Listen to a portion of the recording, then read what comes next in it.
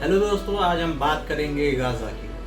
Gaza वो शहर जिसे इजरायली सेना ने पूरी तरह से बर्बाद कर दिया। समझिए, एक भी घर जो है वहां पर आपको सीधे खड़े नहीं मिलेंगे, वहां सिर्फ आपको मलबा मिलेगा।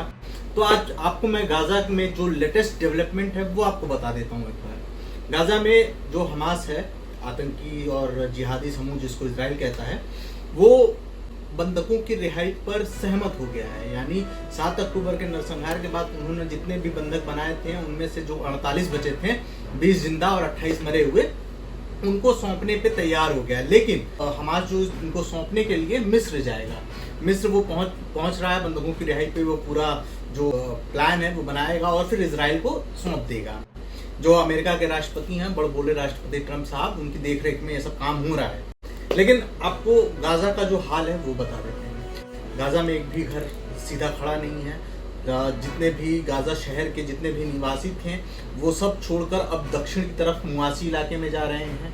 और समझ लीजिए कि पूरा गाजा जो है वीरान हो चुका है। सिर्फ वहां पर बचे हैं हमास के लड़ाके जो सुरंगों के अंदर बैठे हुए हैं। वो घात लगाकर इजरायली सेना पर हमले भी कर रहे हैं। लेकिन अब ट्रंप की जो शांति योजना है, 20 प्लान उन्होंने दिए थे, अब उसको लागू करने की जो तैयारी वो शुरू हो चुकी है। गाजा में करीब 66,000 लोग जो हैं अब तक मारे गए हैं और करीब 7 लाख के करीब लोग वहां से बाहर हो चुके हैं, बेघर हो चुके हैं। तो अब जो आपको बता देते हैं, लेटेस्ट डेवलपमेंट यही है कि हमास बंधकों की रिहाई पर सहमत हो गया है। सशर्त वो जा रहा है कि भाई हमें एक प्लान ये बता दीजिए कि इजरायली सेना कब वहां से वापस होगी, इसका एक टाइमलाइन दे दीजिए। हमास जो मांगे कर रहा है उसमें ये है। और वो कह रहा है, दूसरी चीज वो कह रहा है कि हम हथियार तो छोड़ देंगे, लेकिन हथियारों में भी 2 चीजें हैं उसकी, कि एक रक्षात्मक और एक आक्रामक। यानी भारी भरकम हथियार जैसे रॉकेट लॉन्चर, ये वो हम तो ये सौंप देंगे आपको, लेकिन AK-47 गन वन हम नहीं सौंपेंगे। यानी गाजा में हम पूरी तरह से हथियार नहीं छोड़ेंगे। अब यहाँ पे पेच हमास जो है वो फंसा रहा है। अच्छा, इसमें एक और जो मजेदार बात यह है कि नेतन्याहू जो है, इजराइल के प्रधानमंत्री बेंजामिन नेतन्याहू, वो ट्रंप की योजना से बिल्कुल नाराज है। रीजन, उनकी सरकार जो है वो दक्षिणपंथी है। उनकी सरकार जो है वो गठबंधन की है। उनकी गठबंधन में सब दक्षिणपंथी पार्टियां हैं। इजराइल कैड्स हो गए या बेनगवीर हो गए उनके रक्षा मंत्री, तो वो सब दक्षिणपंथी हैं और वो एकदम कट्टर हैं। वो चाहते हैं कि हमास भाई जिंदा ही न रहे। तो अब वो क्या कह रहे हैं कि भाई आप ट्रंप की योजना मान कैसे सकते हैं, हमास को आप जिंदा कैसे छोड़ सकते हैं, जबकि आपने 7 अक्टूबर के नरसंहार के बाद आपने कसम खाई थी कि हम एक भी हमास के लड़ाई को जिंदा नहीं छोड़ेंगे। और जो सबसे बड़ी बात इसमें यह है कि 7 अक्टूबर के 2 दोषी हैं जो जिंदा बचे हुए हैं। याह सिनवार मारा गया, उसका भाई मोहम्मद सिनवार मारा गया।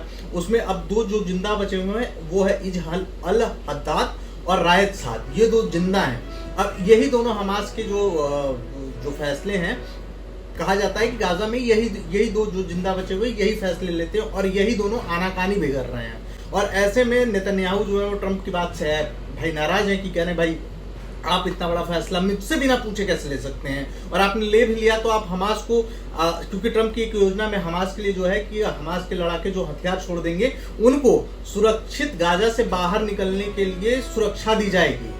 तो इसमें अब इजराइल का कहना है, बेंजामिन नेतन्याहू का कहना है कि भाई आप ऐसे कैसे कर सकते हैं, जबकि हमने कसम खाई थी। आपने तो कतर की राजधानी दोहा में भी बम मार दिया था।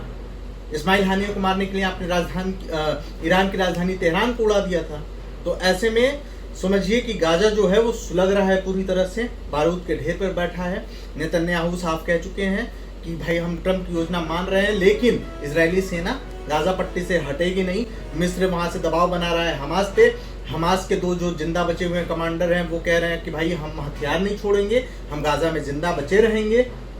तीसरी तरफ कतर है और जॉर्डन है और तुर्की है जो हमास पे पूरी तरह से दबाव बना रहा है कि भाई तुम हथियार छोड़ो और ये चीज मान लो। और हमास 2 फाड़ हो चुका है, जो कि गाजा में और जो कतर में बैठे हुए हैं। तो ये है पूरा गाजा का लेटेस्ट डेवलपमेंट।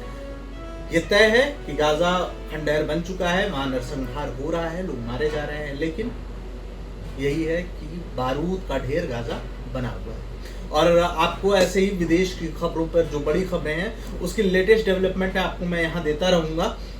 और इसके लिए आपको लेकिन हमारे चैनल को सब्सक्राइब करना पड़ेगा, प्यार देना पड़ेगा, तभी मैं आपको कुछ बता पाऊंगा और सच्चाई बताऊंगा। ये नहीं कि जो न्यूज़ चैनल्स में दिखाया जाता है एक एजेंडा, वो नहीं देखना है। अगर आपको वो देखना है तो आप वहाँ जा सकते हैं, लेकिन सच्चाई देखनी है वो मुझसे मिलेगी। तो इसलिए हमारे चैनल को सब्सक्राइब करें, प्यार करें और लोगों तक शेयर करें ताकि सच्चाई आपके सामने आए।